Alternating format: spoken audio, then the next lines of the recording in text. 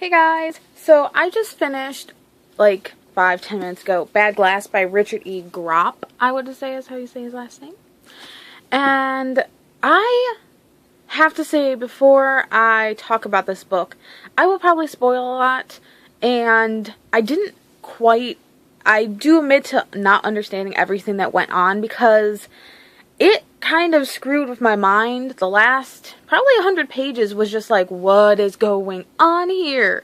But I really enjoyed it. I gave it 4 stars on Goodreads. Only didn't give it 5 because some things went over my head. So to tell you the basis of what it's about something strange has happened in Spokane, and the military has, quarantined it off, evacuated it, but like there's still people in town who like refuse to leave, and it tells the story through like most chapters start with like a picture or a video description, and it's all about weird things that are happening in this town.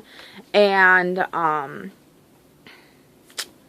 it follows Dean Walker. He is a aspiring photographer, and he sneaks basically into Spokane to get like the money shot, the shot that will make him famous. And he finds like this ragtag group of survivors / like people who stayed in town, and it follows him in this journey of figuring out what is going on in Spokane, which I can tell you right now, you will never figure out.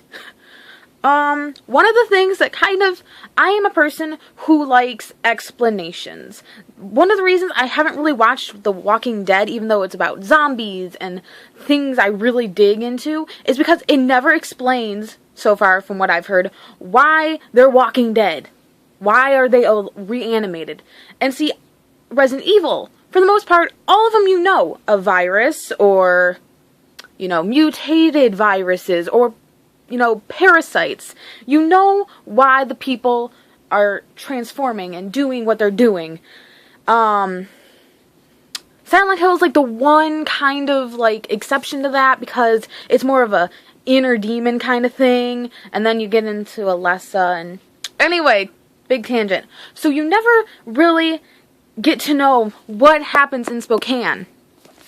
If I'm even saying that right. Is it Spokane? You don't ever get to know what happens. They give you a lot of possibilities of what it could be. Like, some are, it's like a massive hallucination. It's government conspiracy. And it goes on and on and on. And you never really get an answer. And the ending is completely just like, what just happened? But, okay. So, now that I just ranted, what did I like about the book? One of the complaints in Goodreads, especially, about this book is that the characters are very flat. They're very, they just carry on the story for you, because you have to have a character to carry it through. I semi-agree, but with Dean, I have no problems with Dean. I can sort of relate to Dean, and I don't know. I don't see him as flat, exactly, and I don't see Taylor, who is the like main female character, I don't see her as flat, and I don't see her transformation towards the end, her personality change, that shocking. And I won't get too much into like what happens to change her, but if you read the book, you would probably do the same thing. I think I understand where she is coming from, and I really do like Dean's character. He kind of falls into the same trap that a lot of us, I think, fall into. And I'm relating books to people a lot, because that's what I do. He falls into that trap of, I don't want to do what my parents want me to do. I want to make my mark. And kind of goes about what he will to get it. And he's an aspiring photographer, and I'm nowhere near a photographer. But he says, like, he realizes through the thing of the book that his camera is his defense mechanism. It is what he does to numb himself and remove himself from situations. Mine, music and writing and books. Everyone has an escape, and that's mine. I write, I read, I listen to music, I do everything that I possibly can to remove myself from the situation without actually removing myself, if that makes sense. So I like the characters. Even the minor characters, I really like. Charlie is the youngest in their, like, little ragtag group. I love that little guy. He's, like, 17, I think. He's the techie. He is really, like, intense in his techiness. I don't know. He's one of my favorite secondary characters. And I like all the supporting characters, honestly. I've never been to Spokane, or however you say it, but the city itself, as it is in this book, is kind of amazing. And that's another part of it I love, is the atmosphere. There is a certain... I did not know what was going on. No one knows what's actually going on in Spokane, but just the threat of what could happen is enough to really make me like the atmosphere. It's always that, what's going to happen next? What could happen to me? What's going to happen? And I really don't want to spoil what goes on in the city. Just know that there's weird stuff going on. Things that don't make sense. On the back, it tells you a little, but I won't spoil. You can go read it online.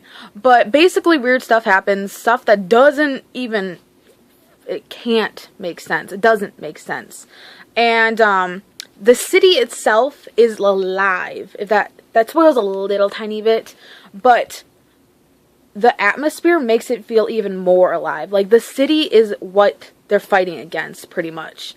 And I loved that. It's kind of brooding. It's kind of scary. It's like, your place you choose, the place they don't even really, some of them choose to be and others don't, is against them. And I like that. Okay, and now that I've rambled for 7 minutes, I will get to the bads really quick. Bads. Not necessarily a bad for everyone, but like I said, I like explanations, I like conclusions, I like to know what's going on. And that's only bad for me, personally. It's not a bad in a technical or a writer sense, because as a writer, I can appreciate it, because it leaves me wanting more, even though there's not gonna be more, I don't think. I've not heard anything, but, as a reader, I'm a lot different than as a writer, and as a reader, it leaves me unsatisfied and really frustrated. And that is really my only quip about it. It's excellent. It's mind-boggling, and I read through like 170 pages in one sitting, which isn't unusual, but recently it's kind of a hassle. But I can't even compare this to any book that I've ever read.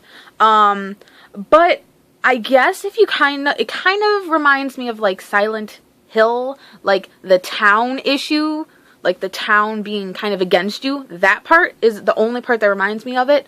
But on the back, it says something about the House of Leaves book, which I want to read, but I haven't read yet, and I've heard it's really spooky. But they mention it on the back of this, so if you like that, you might like this. If you like science fiction, you'll like this. And pretty much if you like something that's a little weird, a little spooky, and a whole lot of creepy, I really do recommend this. It was a really good read. I'm glad I went through the shelves and just randomly picked it up last minute. And the next book is either... oh, it's over here on my little shelf. I'm either going to read The Secret History of Las Vegas by Chris Abani, or After the Fall, Before the Fall, and During the Fall by Nancy Kress. I'm trying to get the smaller ones out of the way so I can get them, returned, so I can get my bigger ones in a time span, like you have to finish it by this. So, with that, I love you guys. And I hope you guys aren't getting too bored with these. I really enjoy talking about books since I have no one to talk to them about at my house, because no one really, unless they read it, understands. So, once again, I love you guys. Bye!